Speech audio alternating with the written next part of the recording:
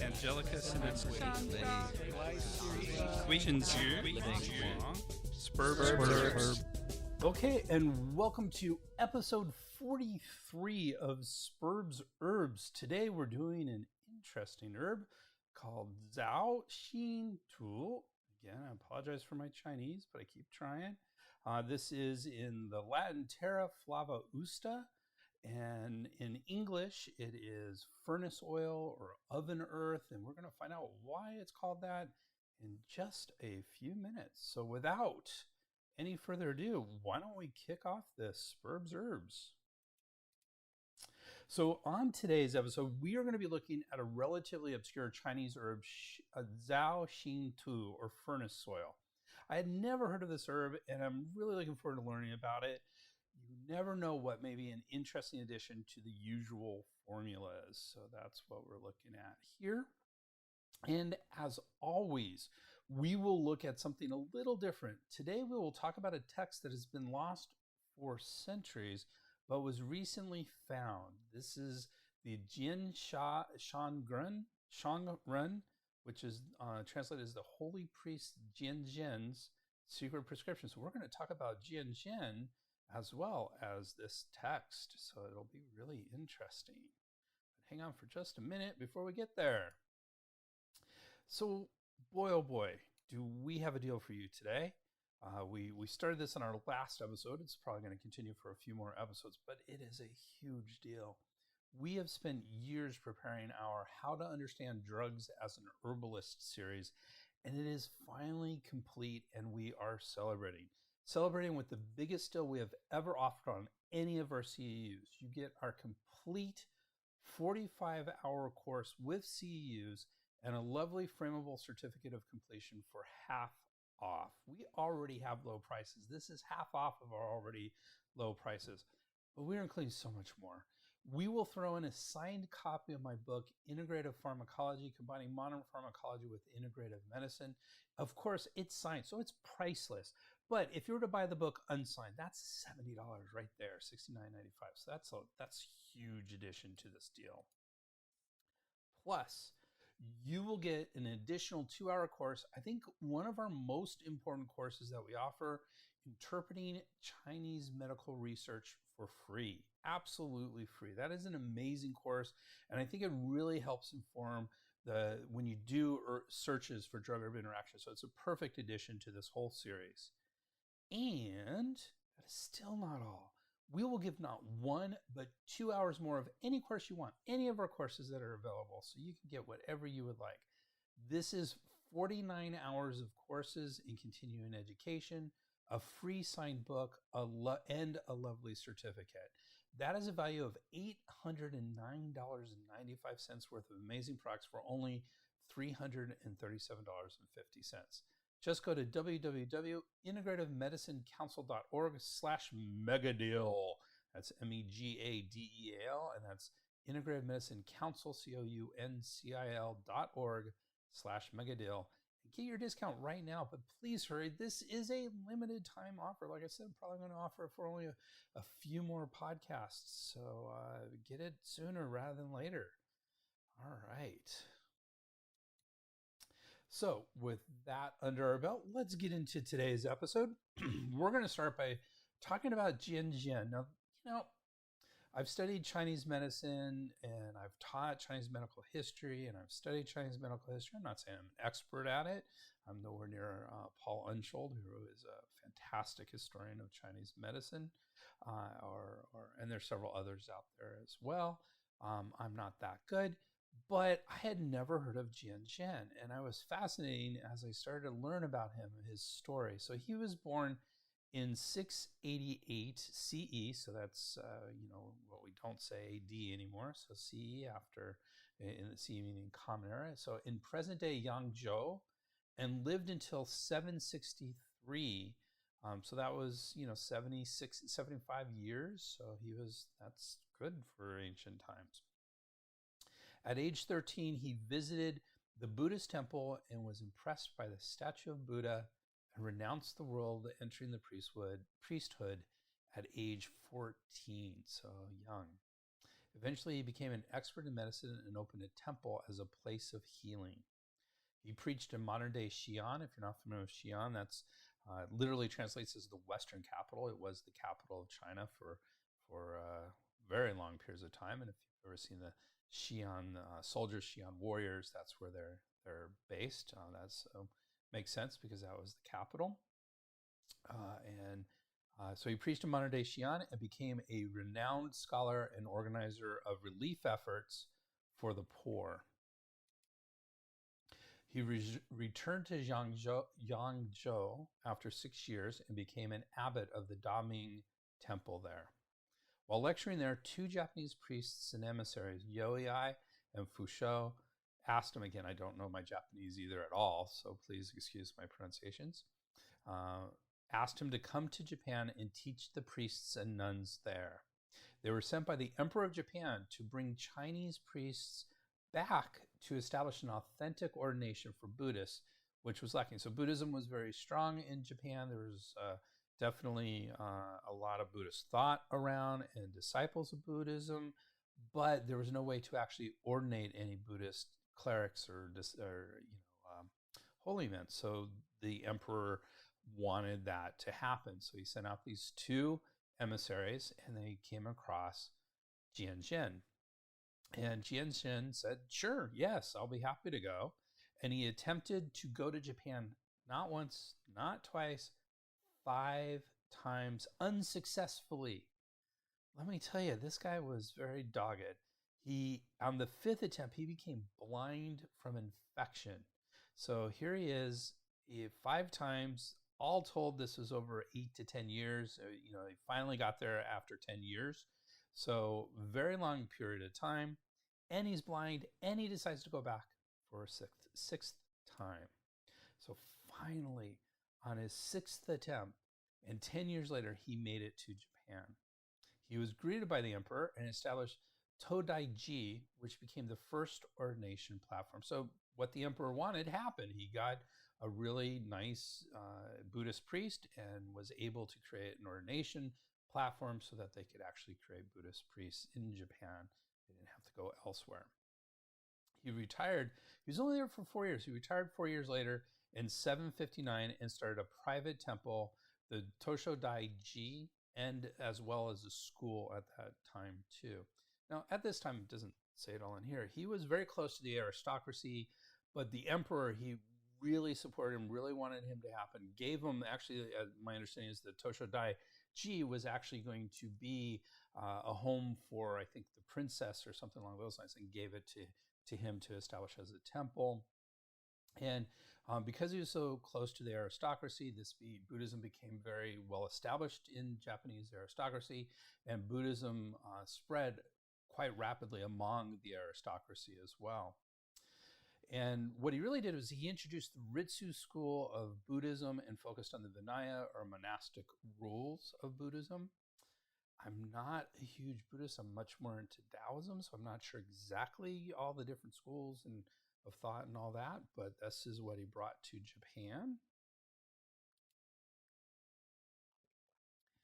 So in our last episode, we discussed the amazing Sun Miao, one of China's greatest physicians. He's definitely considered one of the best physicians to come out of China. And here's the weird thing. He had a friend, Dao Xuan, was a good friend of Sun Miao's and learned medicine from him. But Dao Xuan was a Buddhist priest, and he founded Nanshan Buddhism in China. So he was quite prevalent as a Buddhist priest. And this is not unusual. Sun Miao, if you read his stuff, there's a lot of Confucianism in it, but there's a lot of Taoism and a lot of Buddhism. It was very much sort of a product of the day with Neo-Confucianism, this combination of Confucianism, Buddhism, and Taoism as well. So I think a lot of his Buddhist thought, I don't know if it came from Dao Xuan or if it was enhanced or just it was a great conversation, but that he played a role. They exchanged information. Dao Xuan discussed Buddhism with Sun Miao. Sun Miao discussed medicine with Dao Xuan. So Dao Xuan passed this knowledge of medicine to his disciple Hong Jing, who passed it on to Jianzhen. So Jianzhen was a second or third generation away from Sun Simiao. That's pretty amazing, and gives him a lot of access to a lot of Chinese medical information. But Jianzhen went on and also learned a lot of medical and pharmaceutical knowledge at the Imperial Hospital and Pharmacy Garden in Beijing. So he stayed there for a couple of years and learned a lot about herbalism and pharmaceutical knowledge and all that. So Jianzhen was quite the doctor in and of his own. So he's a doctor, he's a Buddhist, it's a Buddhist priest. I mean, just an amazing man all around.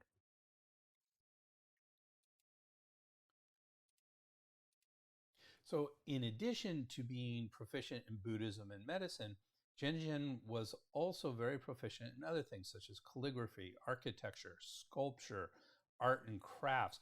These all play a big role in Japan. He had a big influence on art culture in Japan as well. Not really a focus of what we're talking about here, but that is, this comes from these other aspects of his proficiencies. And he was also very proficient in the 5 sciences.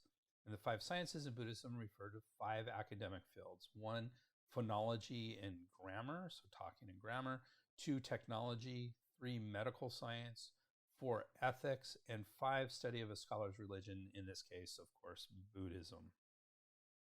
So he was accomplished in all these. He was very accomplished. He had disciples.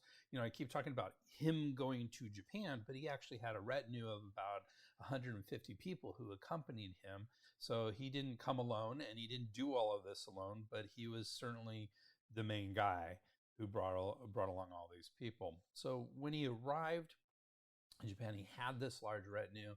He had a number of herbal medicines, spices, and medical books as well that he brought with him to help establish himself in Japan. So Japan, at this time, formulated traditional Chinese medicine into kampo medicine, suitable for the constitution of the Japanese people. Now, this last little bit, suitable for the constitution of the Japanese people, that actually came from, this is all based on a couple papers, and one of them was a scientific paper. You can see it in the bibliography. And what was interesting is this is a quote from them, and I kind of get that this group of people was from Japan, but they kind of have Chinese names. I'm not really sure I know, they're very common Chinese names. I'm not sure if they're also common Japanese names. So I don't know if the writers of this were from a Chinese bent or a Japanese bent, but they said suitable for the constitution of the Japanese people, which is interesting because kampo medicine is herbal medicine, and it's actually pretty advanced herbal medicine, and they have their standards in Japan for kampo medicine are the same as pharmaceutical medicine, so very high standards. So there's no reason why it's not suitable for a lot of other people other than just the constitution of the Japanese people. So that's what's happening in Japan over time. But going back to Jianzhen, as mentioned, after 6 eastward crossings, he was blind in both eyes, but he was still able to identify medicines by smelling with his nose, tasting with his tongue, and touching with his fingers. He corrected many wrong methods of drug identification in Japan and taught the Japanese how to collect and concoct drugs, which added a lot of pharmaceutical knowledge to Japan. He brought 36 kinds of herbal medicines from China to Japan with appropriate formulas. He built a medicinal garden in Tosho Daiji Temple to grow medicinal herbs and distributed them to patients to treat their illnesses. So there you go. So, but before he actually arrived, in the Asuka and Nara periods, 6th to 8th century. So remember, this is happening he landed in 759. So this is, a couple hundred years to about the time he arrived. Traditional Chinese medicine was adopted in Japan, and the first medical law was enacted during the Reform period in the early 8th century. So that's maybe about 50 years before Jianzhen actually landed in Japan. Jianzhen actually wrote a book, an original book called Jiansheng Ren, which they're translating here as Holy Priest Jianzhen's Secret Prescription. So this is an interesting book because we know about it because in the ancient literature in the 9th to the 10th century in Japan, so this is a couple hundred years after it would have been written, such books as Fujiwara Tsukeyo's book and Fukani Tsukihito's book, Jianzhen Ren's Secret Prescription was mentioned. So we know this book existed, but we didn't have a copy of it. We haven't seen it. It hasn't been around, but we know it existed because these other books referred to it. The in Shinho, and I have in parentheses in Shimpo, I guess those are just different ways of saying it. I don't know if that's the whole title with the parentheses or if it's a different title for the same book. It was written in 984 CE and is the oldest medical book in Japan, consisting of 30 volumes expounding the importance of foreign medical literature such as traditional Chinese medicine to the development of Japanese medicine. And it was mentioned in that book as well. So, however, that is one of the books that we were talking about. However, Jianzhen Ren's Secret Prescription has been lost for a long time. Jianzhen brought a lot of precious prescriptions from China to Japan, but the prescriptions were lost. So we know they existed, we know they were important, but we did not have them anymore. We don't have this book. Recently, though, through a thorough search, the prescriptions originally brought over by Jianzhen were discovered. Lei Yu Tian wrote a book in 2009 called Three Treasures Be Published. And here's the interesting thing. He is a 52nd generation disciple from Jianzhen, and the prescriptions from the Jianzhen Ren are included in this book. Not all of them. Originally, there were 1,200 prescriptions in the Jianzhen Ren, but only 766 prescriptions are still known. So think about this for a second here. What this is saying is those formulas from Jianzhen were not lost. They were still passed down orally, verbally amongst the priests of this sect of Buddhism, of the priests from this temple. So they still existed, but they were not well known. They were relatively carefully held secrets by the Buddhist priests. And so this 52nd generation disciple, Lei Yu Tian, decided it was his role to publish this and make them more public. So he did that at this point about 13 years ago. And so now we have most of those formulas that were brought over by Jianzhen. So what I don't know is if this book has been translated into English. I would love to take a look at it based on all this history, but I'm not sure it actually has been translated in English. At least it's existing in Japanese at the minimum. So with the publishing of this book, the majority of Jianzhen's formulas are once again in the databanks of Japanese medicine, having been passed down through centuries of tight oral transmission. This is a wonderful recent addition to the history of Chinese medicine in Japan, and who knows what study of these lost formulas may have to modern Chinese and Japanese medicine. We don't know, but it's fascinating when we get these tidbits of history coming back, it's really fascinating to see what they say and compare some of the formulas that we have with modern day. What did they do back then? Do we modify anything that we do? Are there some interesting perspectives on the medicine that we haven't discussed? So it's always exciting, and I'm looking forward to seeing if this now that this is in my mind, I'm very curious to see how much, if this is going to affect Chinese and Japanese medicine into the future. I'm going to keep my eyes open for this book and these formulas. So there you go. So that's Jianzhen and Jianzhen Ren, the book. Interesting. We're always learning more and exciting things. I mean, we have the Mangwang Dui. If you're not familiar with Mangwang Dui tomb, that's something I'll probably talk about at some point.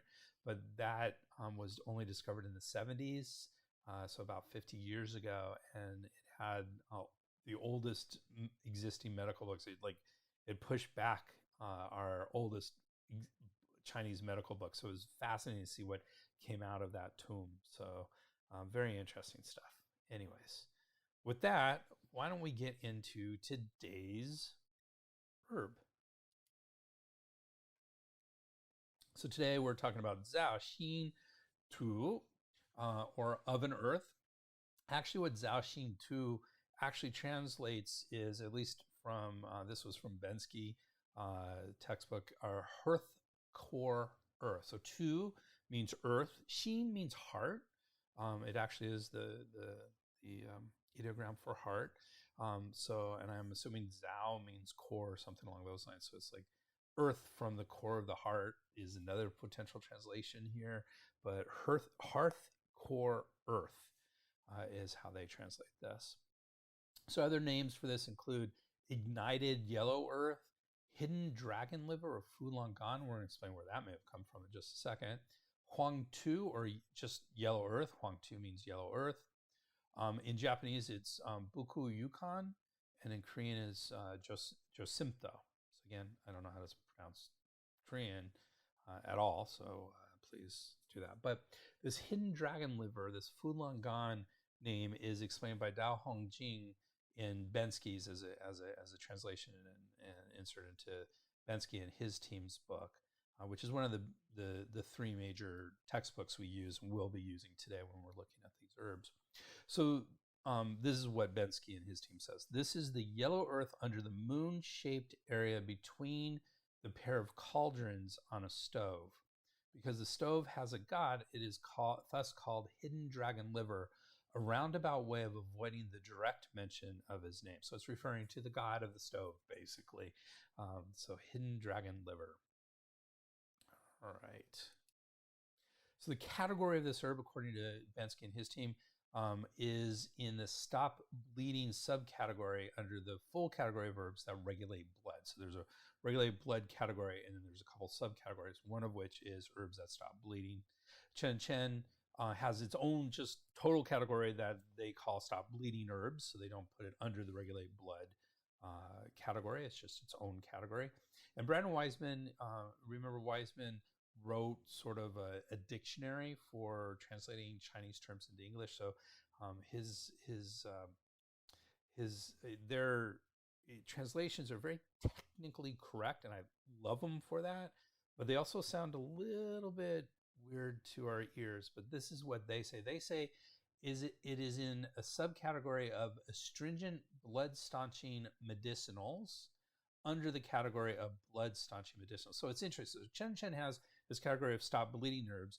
In Brandon Wiseman, they have the category of blood staunching, which means stopping bleeding, medicinal. So they have the same category, but Brandon Wiseman does several subcategories under that. And I think that's fascinating because I just learned them all as a big jumble of stop bleeding herbs. This way, they're very specific how they do it in these subcategories. And so this is the subcategory of astringent. So it astringes, it holds things in, blood staunching medicinals.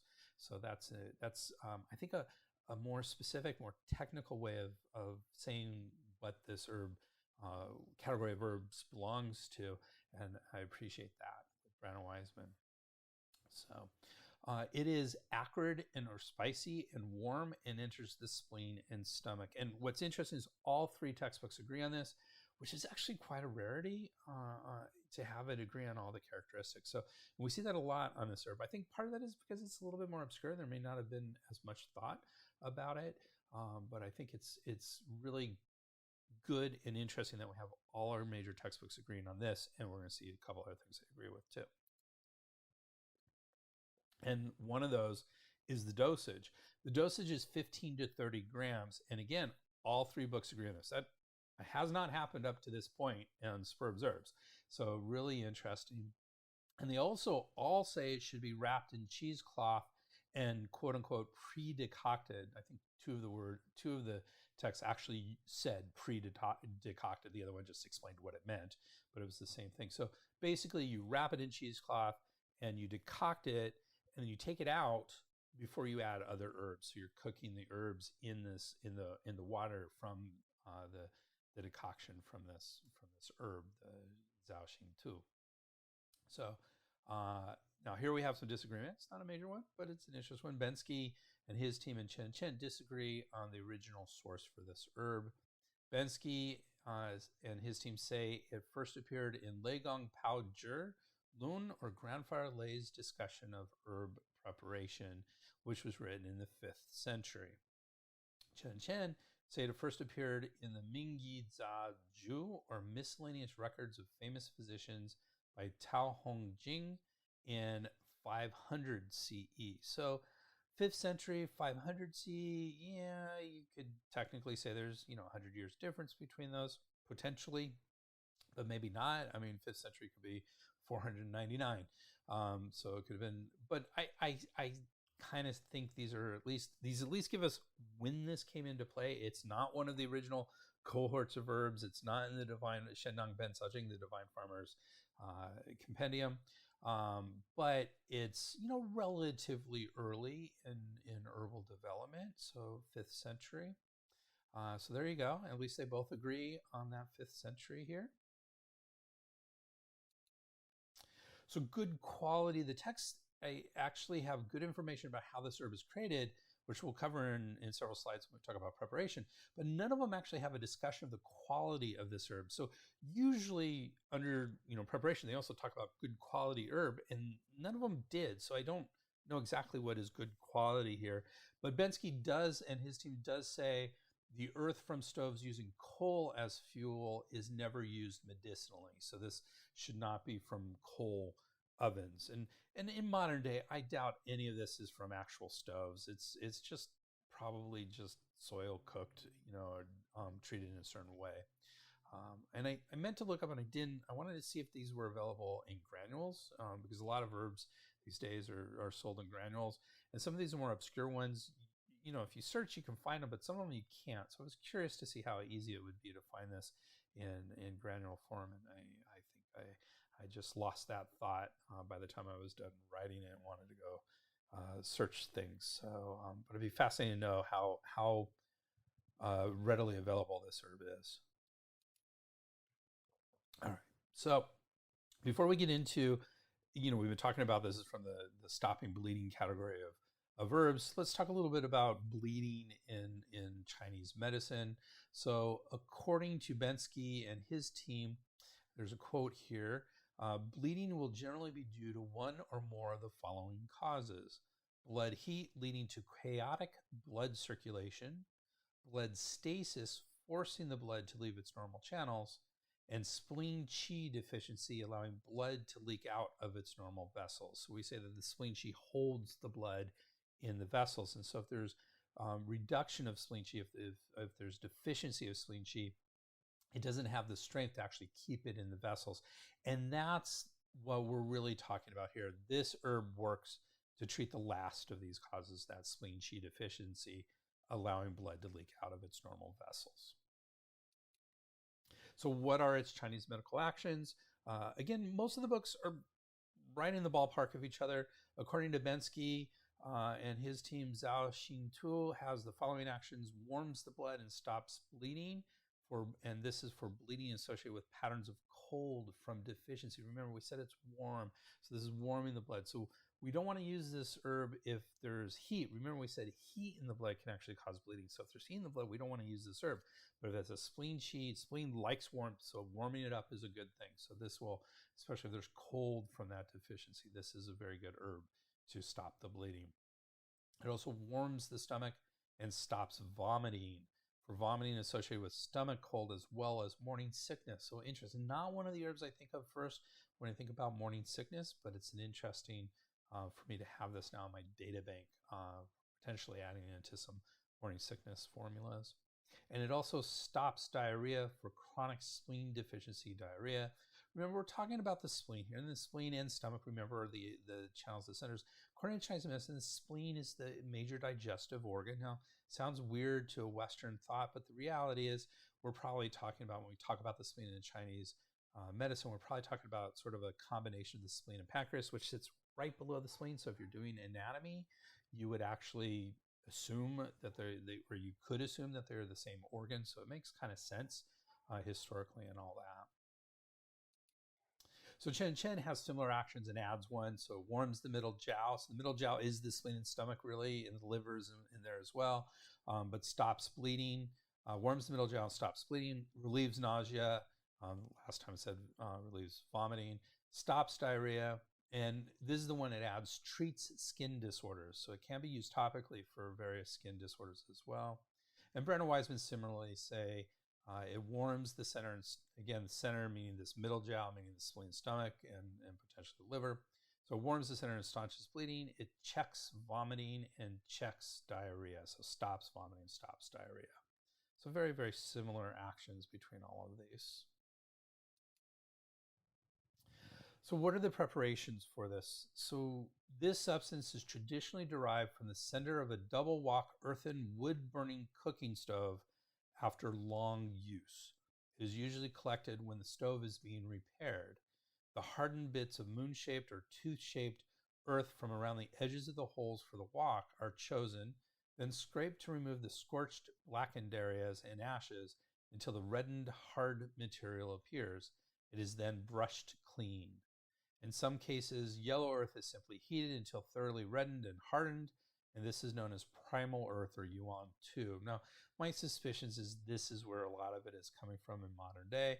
I doubt there's a lot of people going around to all the cauldron, where there's woks, double woks, and collecting all this stuff. It's possible, but I don't think there's a lot of that going on in these days. I think it's more of yellow earth is simply heated until thoroughly reddened. He continues, the stove-derived substance is also known as hidden dragon liver, or the fulangan that we talked about earlier. It's interesting in Jianzhen, they actually use fulangan as the Chinese name for it. In Bensky's, it's the Zao Xin Tu that we've been using. And if I remember correctly, Brandon Wiseman is also Zao Xin Tu. So here Bensky is calling out, even though it says it's Zao Xin Tu, but it can also be called fulangan. Jianzhen says as preparations, it should be wrapped in cheesecloth and pre-decocted for herbal decoction. Powder of this substance is used both internally and topically. And the suspension of Zao Xin Tu is sometimes used in place of water to cook herbs. The suspension is made by mixing 60 to 120 grams of the substance with water and pouring out the top portion before sedimentation occurs. The purpose of preparing this suspension is obtain only the finest articles of Zao Xin Tu that suspend in water.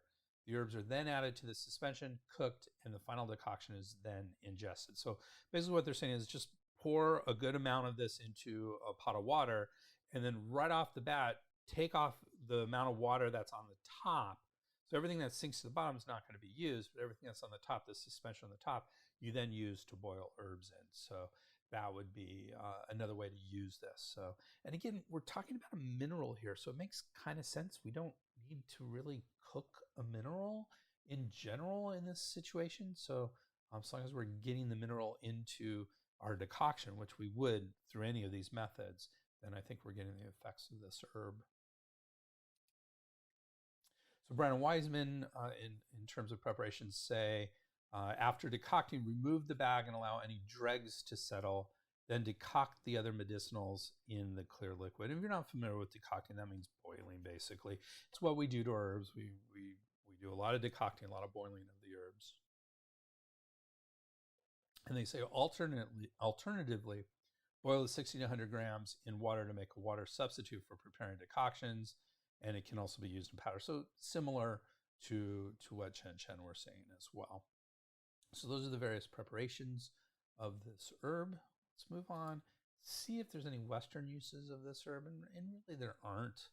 This herb is primarily used in Chinese medicine, and the PDR for Herbal Medicines, which is a big book that has a list of all sorts of herbal medicines, including a lot of Chinese, not all of them, but a lot of Chinese herbs, does not have an entry for this herb at all. So there's no, it's hard for me to find any Western uses for this.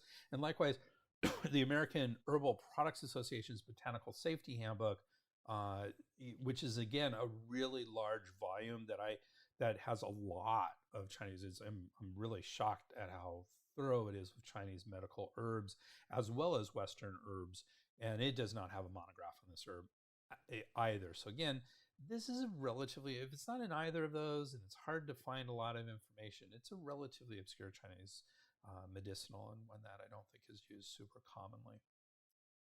So bottom line is, I couldn't find any Western uses for this. I don't think this is, there weren't a lot of woks in the West either. So somehow I don't think there's a lot of Western uses for this herb.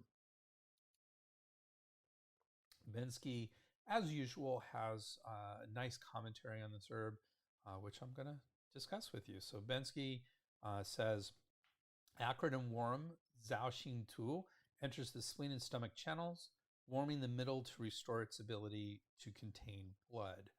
It is used for blood in the stool or urine, continuous uterine bleeding, vomiting of blood, and nosebleed when due to spleen deficiency that is unable to contain the blood. Usually the color of the blood will be dark but washed out, and the patient will have a sallow or, just a sickly, like a white, maybe a little yellowish white complexion, cool limbs, a pale tongue, and a thin pulse. It is particularly good for bleeding related to digestion, such as vomiting of blood or passage of blood in the stool. It also warms the middle, disperses cold, stops nausea, vomiting, and diarrhea. Li Jianzhen noted that it calms the fetus during pregnancy. So this is a fetus calming herb. We've got quite a few of them. Again, this would not be my first choice for that, but it's interesting that it has that effect as well. So continuing with this commentary from Bensky, they quote a book. It says, in Convenient Reader of Materia Medica, which was written in 1887, so relatively modern. I mean, 150 years ago, but still relatively modern according to Chinese medicine. Zhang Bingcheng observed, its flavor is acrid to disperse rebellion and thereby harmonize earth. It treats vaginal discharge and continuous uterine bleeding and is a sage-like medicinal for patients with nausea. Its material dries and warms the spleen and stomach. Possessing the material of earth, it obtains the nature of fire, and soft is transformed into hard. So again, this is earth, and earth is one of the 5 elements, and the spleen and stomach are of the element earth. So this all kind of goes in a good circle according to Chinese medicine. So continuing with this commentary from this book, its flavor has both acridity and bitterness. Its actions specifically enter the spleen and stomach to support yang and inhibit yin, disperse clumping, and eliminate pathogens. It can be used for all bleeding disorders due to spleen and stomach yang deficiency, which renders them unable to control and contain. So that's from a commentary from that relatively modern textbook or book. I don't know if it's a textbook. But the commentary continues. A large number of the ancient formulas calling for Zao Xin Tu use it as a standalone ingredient, either taken internally or applied topically. So that's very interesting. The Arcane Essentials from the Imperial Library, which was written in 752 CE. So that's about the time that we were just talking about Jianzhen. So this is, and still a few hundred years after this was first written about. This herb was first written about. So the Arcane Essentials from the Imperial Library, 752 CE, records that for swollen sores, it is mixed with garlic into a paste and applied to the area. The paste is changed when it dries. Another book, Important Formulas Worth 1,000 Gold Pieces, which again was in the 7th century, says that for moxa blisters, Zao Xin Tu is boiled and the liquid poured over it. So I'm assuming that's cooled liquid after it's been boiled. Continuing Bensky's commentary, taken together, its harmonious nature allows it to tonify without being cloying and to leach out dampness without harming the yin. Those are not easy things. We say that most herbs that tonify are cloying, and when you leach out dampness, you have the potential for harming the yin. So it's nice that this is not cloying and it won't harm the yin. Okay, continuing. It can be used whenever dampness results from spleen deficiency or when the fluid pathways are not flowing smoothly. However, in Convenient Reader of Materia Medica, Zhang Bingcheng notes that while it strengthens the spleen and augments the stomach, its tonification is not as powerful as that of Dioscura rhizoma or Shan Yao. Cooling heat and facilitating the removal of pathogenic dampness, these are its strong points. So there you go. That's a really good commentary, which we have a little bit more of, I think. Yep. Oh, no, we don't. We're good with that. That's the commentary on that.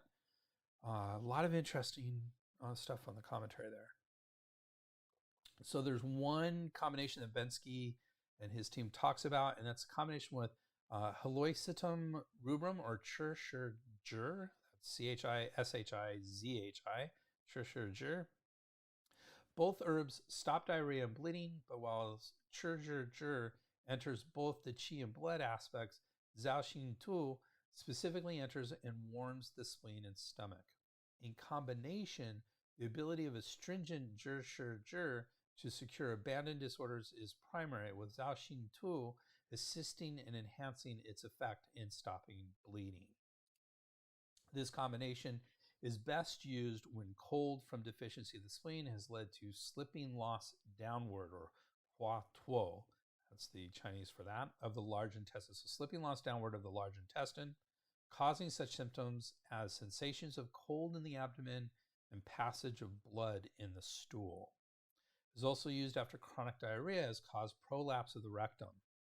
In addition to ingesting this combination, a fine powder composed of equal amounts of both substances should be applied locally several times each day. So that's in terms of the prolapse of the rectum.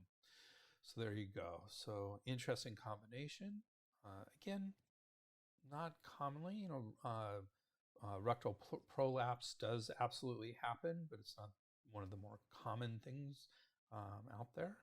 So there you go. That's the combinations. So contents of Zao Xin Tu contains silicates and oxides of aluminum, oxides of iron, sodium, potassium, calcium, and magnesium. Sorry, magnesium. That's according to Bensky and their team. So we have that. Jianzhen very similarly says silicic acid. So that's a little bit different, but aluminum oxide and ferric oxide. So it doesn't talk about all the oxides out there, like the sodium, the potassium, the calcium, the magnesium that we have there. So there you go. So that's the content. So really, again, like I was saying, we're talking about a lot of minerals here. And so, a little bit different than a lot of our herbs. There's not a lot of those organic substances that may have a medicinal effect. It's in this case. So, but minerals can be very helpful and useful. Before we move on real quick, one of the issues here, and it's kind of sparking in the back of my mind, is it has aluminum oxide in it. And if you're of a certain era, and I am of that certain era, whenever you see aluminum and we're ingesting aluminum, or as they say down under where I studied medicine, aluminium, the first thing that comes to your mind is Alzheimer's. Because there was a theory there, I'm going to say probably 80s and 90s, 1980s, 90s, where they thought aluminum pans and aluminum was contributing to Alzheimer's disease, which has been disproven. So you can kind of get that off of your plate, but it still kind of sits there with me.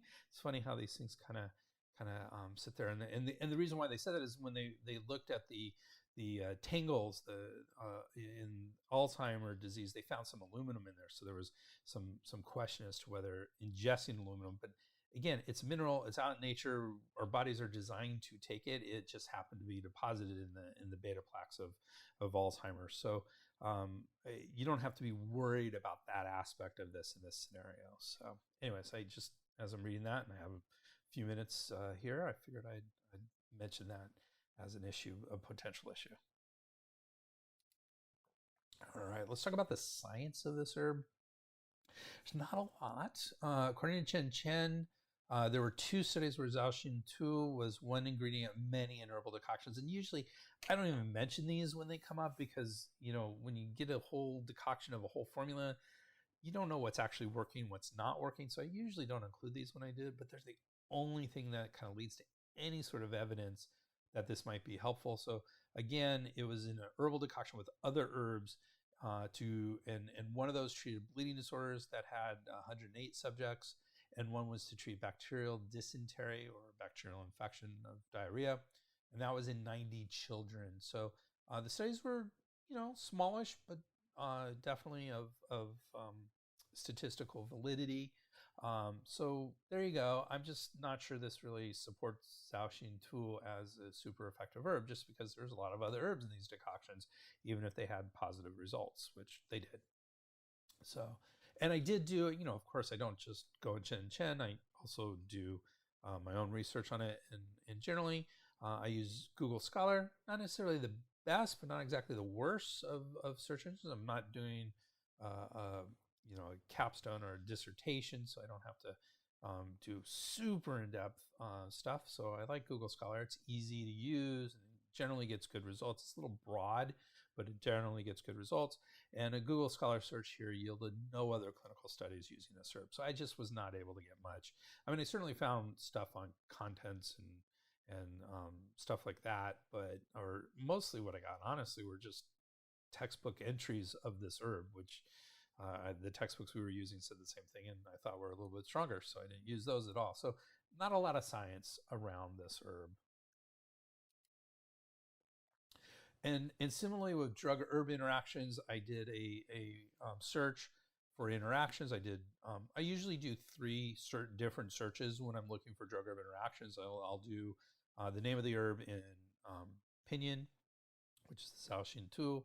I'll do, and I'll say drug herb interactions and cytochrome P450 interactions, or I just usually say cytochrome interactions, and P glycoprotein interactions. Those are the 3. Those 2 are the big interaction potentials for herbs. So I'll do it, all 3 of those in pinyin, and then I'll do it again in it depends, English or Latin. In this case, I just did the pinyin because I knew I wasn't going to get anything from Latin, and English was kind of all over the place, and so I couldn't really find a consistent English translation, so I didn't use English. So I really did the Zao Xin Tu for all of those searches, and couldn't find any interactions at all whatsoever, which isn't surprising. I mean, this is basically dirt, so it's kind of hard to get a lot of interactions with it. It's nice and sterilized dirt because of the way it's been prepared, but so it's safe, but it's not, there's no bacteria or anything in the dirt, but no real interactions came up at all when I did this search. There were some concerns about this from the various textbooks. So Bensky and his team says it is contraindicated for bleeding due to yin deficiency or vomiting due to heat. So if you have yin deficiency or vomiting, yin deficiency, bleeding, then this is not a good herb for it because it warms it up. It's going to make it worse. Part of the aspects of yin deficiency bleeding is that warming makes the blood chaotic, as we mentioned earlier. So this isn't going to help that at all. And in fact, will probably make it worse. And vomiting due to heat, this is good for vomiting, but remember, it's vomiting due to cold. So if you have heat, this is a warming herb, so it will make the vomiting worse. And they continue later from the commentary on the Divine Husbandman's classic Materia Medica. So I mentioned the Shenang Ben Cao Jing earlier, which is the oldest existing book on individual herbs. This is the commentary on that, and this was written in 1625, so a good 1400 years after the Shenang Ben Cao Jing. And they say it is not appropriate for vomiting due to yin deficiency. They kind of combine the 2 that we just said. Bleeding due to yin deficiency, vomiting due to heat, and now we have vomiting due to yin deficiency. It makes sense to avoid it in that situation as well. It should not be used alone for swollen sores with overabundant toxicity that is hard to eliminate. So again, that toxicity often is a heat toxicity, so throwing this in there is going to add heat and make it a little bit worse, so it shouldn't be used alone. Chen has similar concerns, saying it is warm in nature.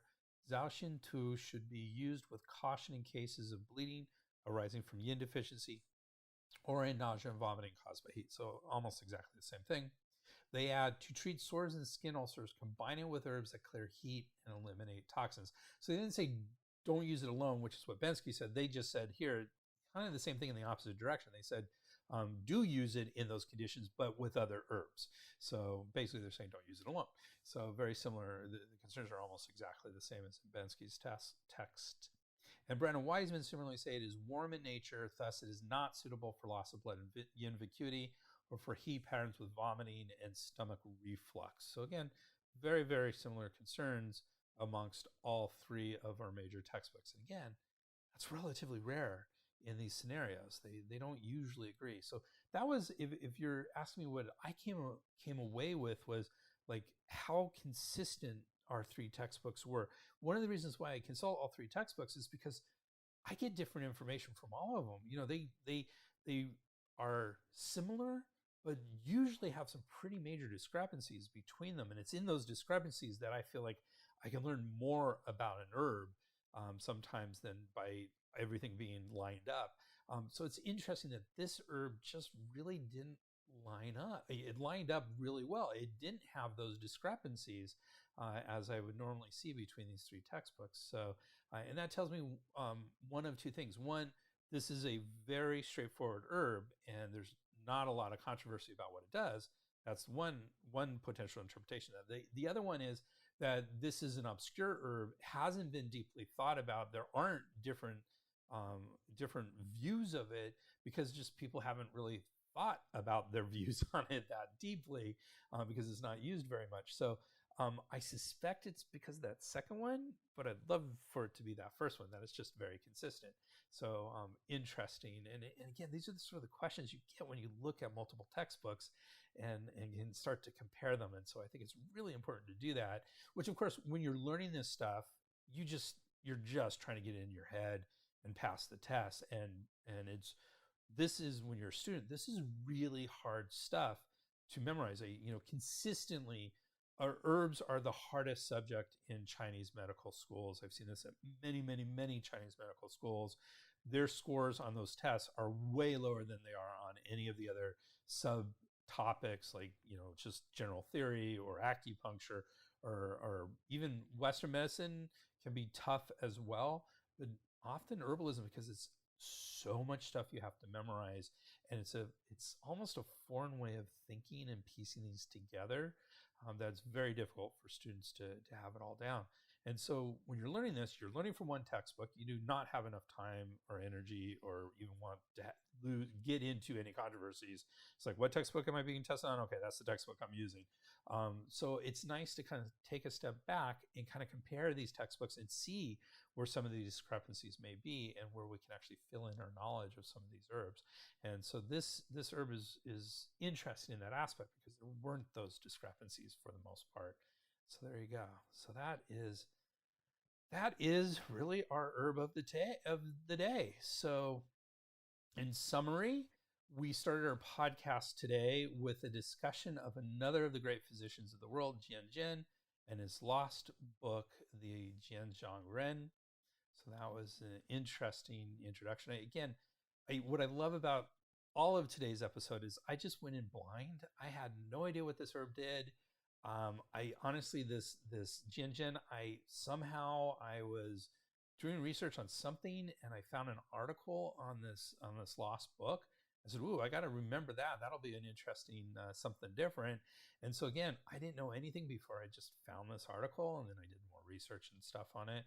So this to me is like one of those hidden gems of Sperb's herbs. Like I came in with very little knowledge and I come out with a lot of knowledge. So I learned about Jianzhen. I learned about the Jianzhen Ren, and then we discussed the interesting and relatively obscure herb Zao Xin Tu, a useful herb for stopping bleeding when the spleen is deficient and can't hold the blood in the vessels. Is one of the few stop bleeding herbs that is also warming. So that's another little claim to fame here. So that's a good one. So bottom line, I'm not sure I'll be adding it into any of my formulas in the near future, but it's very nice to have in my back pocket if I need to do that. So that's really good. That was our episode. Wow, what an episode. So in our next episode, and it's going to be the last episode I record for the year of 2022. You probably won't see it until well into 2023, but it's taking a bit of a break over the Christmas time. So in our next episode, we will be looking at another Ayurvedic herb. I don't even know how to pronounce this. Shilajit, Shilajit. I'll find out by the time I have to pronounce it 50 million times on our next episode. This is a very interesting herb. I have herb in quote marks here. That may have some very, very interesting effects on modern diseases such as Alzheimer's disease, chronic fatigue syndrome, hormone imbalances, and even infertility. So why did I put herb in question marks? Because this is sort of, it's not really an herb. It's not something you can grow. It's something that you find that's sort of a decomposing organic matter. I don't go too far into it. I just get enough so I can actually put in the next episode, and then I get really excited about the next episode as I'm researching. I get to learn a lot more of it. So I put herb in quote marks because I'm not sure it's an herb. Let's find out in the next episode. And as usual, we'll be exploring something a little different. Will we continue our discussion of great physicians, or maybe a completely new topic? Any way you look at it, our next episode will be interesting and excited. Please join us. Did I say excited? Interesting and exciting. Let me get my grammar correct. Interesting and exciting. Please join us. Thank you very much for making it through another episode. If you like this, look, I'm amazed. There's a lot of people that are coming and listening to this podcast, and I really appreciate it, and watching it for some of you. If you do like this podcast, please do us a huge favor.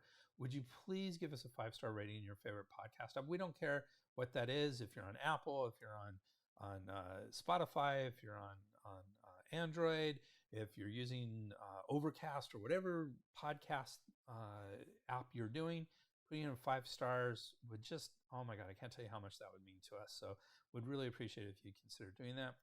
Remember, you can get your CUs and NCCAOM PDAs at www.integrativemedicinecouncil.org. That's Integrative Medicine Council, COUNCIL.org. And if you want that huge deal we talked about at the beginning, just add a /mega deal to that, and you'll be able to get that huge deal. And you can always get in touch with me at drgreg@sperbsherbs.com or at our website, www.sperbsherbs.com. So love to hear from you, and hope that you'll join us again. Appreciate it. And as usual, we have our biography. Sperb Herbs. The proceeding was presented by Dr. Greg Sperber. We would like to thank Janelle for all her support and everybody else who contributed to this program. Janelle. Timothy Nick Dobbins. Rogers. Campbell.